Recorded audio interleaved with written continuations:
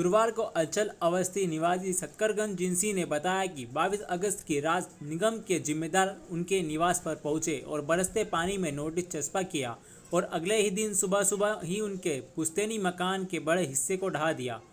पीड़ित अंचल अवस्थी ने बताया कि बीते 5 सालों में उन पर कोई भी अपराध दर्ज नहीं, बावजूद उसके गुंडा अभियान की कार्रवाई की आड़ में उनके मकान पर विद्वेषपूर्ण कार्रवाई कर भारी नुकसान पहुंचाया और सामाजिक प्रतिष्ठा को धुंधला करने का प्रयास किया। देखिए तिमिर किरण से जया शेट्टी की रिपोर्ट। पूछताछ के बहाने ले जाकर 6 वर्षों पूर्व और धारा 25-27 का आरोप लगा दिया। इसके अलावा अंचल अवस्थी के ऊपर कोई प्रकरण नहीं है। हमारे को मीडिया के माध्यम से, पेपरों के माध्यम से जानकारी प्राप्त होती है कि हम कुख्यात हैं, हम गुंडे हैं, हमारी गैंग चलती है। तो मैं प्रशासन से पूछना चाहता हूं कि अगर हमारी गैंग चलती है तो हमारे ऊपर प्रकरण भी होते। हमारे परिवार पे किसी प्रकार का कोई प्रकरण नहीं। पिछले 5-7 वर्षों से तो आप मीडिया कर्मी के माध्यम से मैं प्रशासन से जानना चाहता हूं कि प्रशासन प्रकरण को उजागर करे कि हमारे खिलाफ कोई प्रकरण है। उसके अलावा हमारे ऊपर कभी जेल कांड का आरोप लगाया जाता है, जबकि हम माननीय न्यायालय द्वारा उसके अंदर हम दोष मुक्त हुए हैं। कभी हमारे ऊपर हरिजन एक्ट का झूठा प्रकरण लगाया जाता है, जिसमें भी हम फर्जी प्रमाण पत्र लगा के प्रकरण लगाया जाता है प्रशासन द्वारा, उसमें भी हम दोष मुक्त माननीय न्यायालय द्वारा सिद्ध हुए हैं।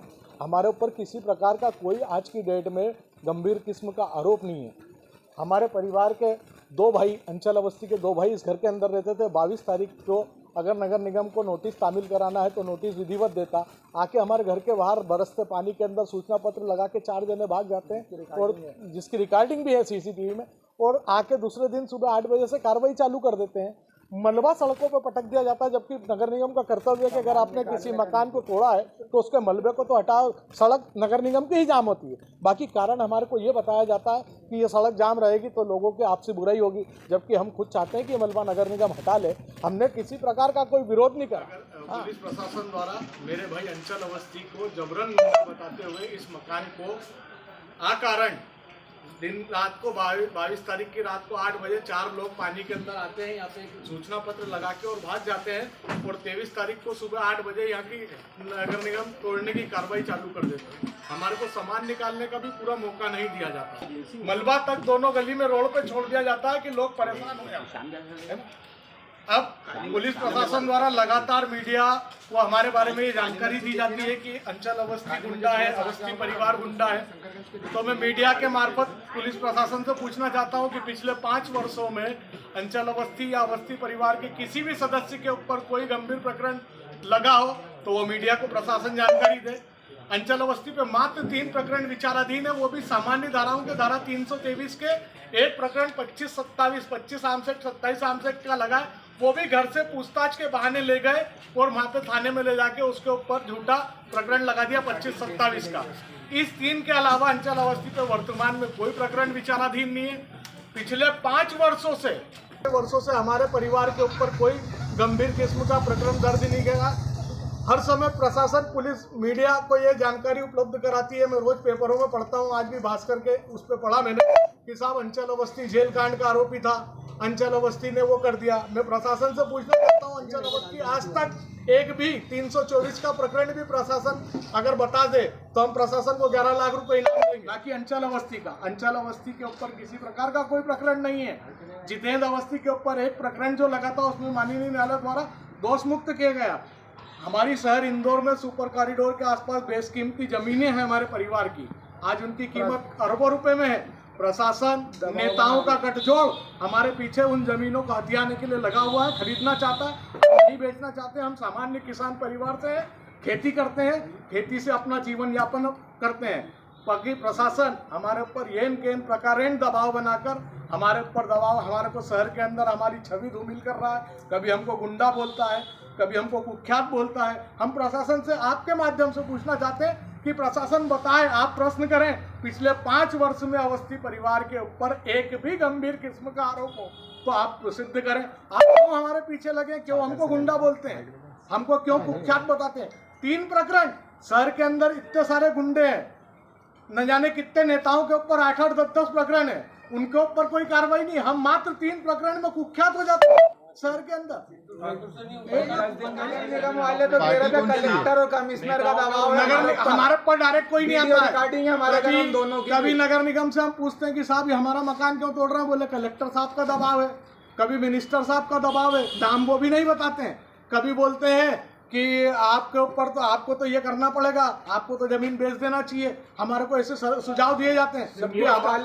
सिम्बोसिस कॉलेज से लगी हुई हमारे कहने बेशकीमती जमीन है, उसको हड़पने के लिए सिम्बोसिस वाले के मालिक कभी इधर से दबाव बनाते हैं, कभी उधर से दबाव बनाते हैं। 5 साल हो गए, हम आपके माध्यम से, आपको ही प्रशासन रोज जानकारी उपलब्ध कराता है कि हम कुख्यात हैं, तो हम आपके माध्यम से ही पूछना चाहते हैं कि प्रशासन हमारे को बताए कि हमारे ऊपर कितने प्रकरण है। हमारे ऊपर मात्र 3 प्रकरण विचाराधीन है, वो भी सामान्य धाराओं के।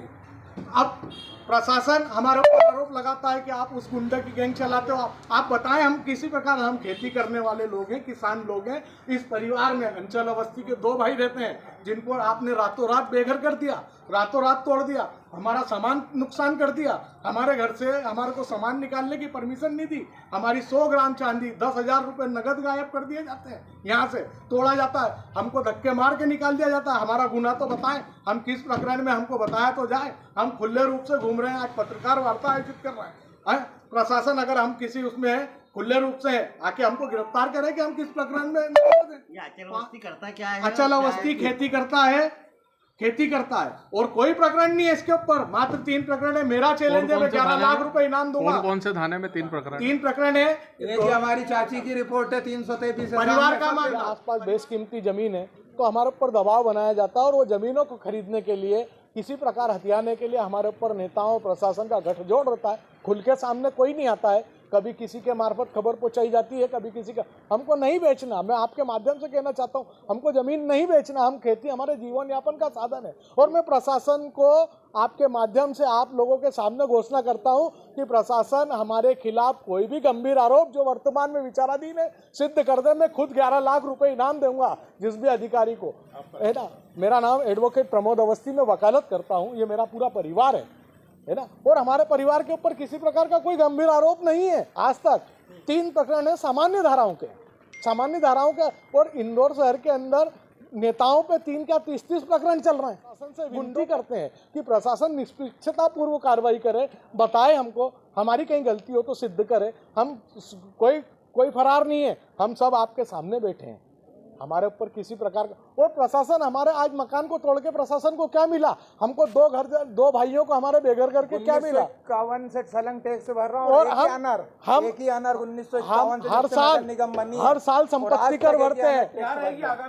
हमारी आगामी रणनीति है, हम इस मकान के लिए तो कोर्ट जा रहे हैं, और हम पुलिस प्रशासन, माननीय मुख्यमंत्री जी, माननीय गृह मंत्री जी को भी लिखित शिकायत करेंगे कि हमारी निष्पक्षता से सुनी जाए, किसानों की रक्षा कर जाए। एक तरफ बीजेपी सरकार दुहाई देती है कि हम किसानों के साथ खड़े हैं, और दूसरी तरफ हमारे साथ ऐसा भेदभावपूर्ण आरोप, हमारे को 3 अपराधों में कुख्यात और गुंडा और गैंगस्टर बताया जाता है।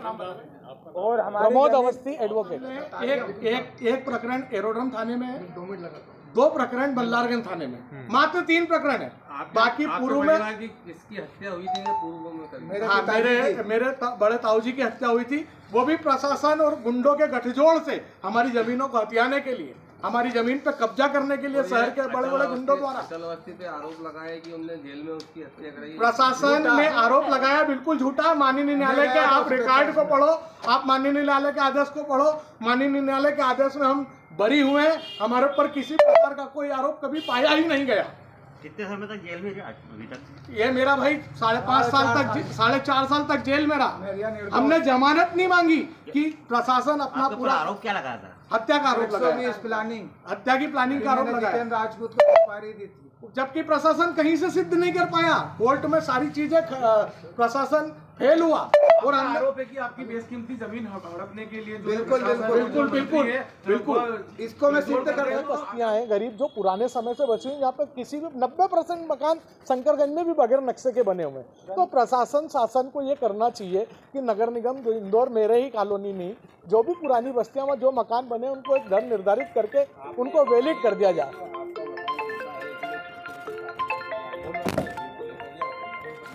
नहीं, ये हमारे मालिकी हक का है किसी प्रकार की कोई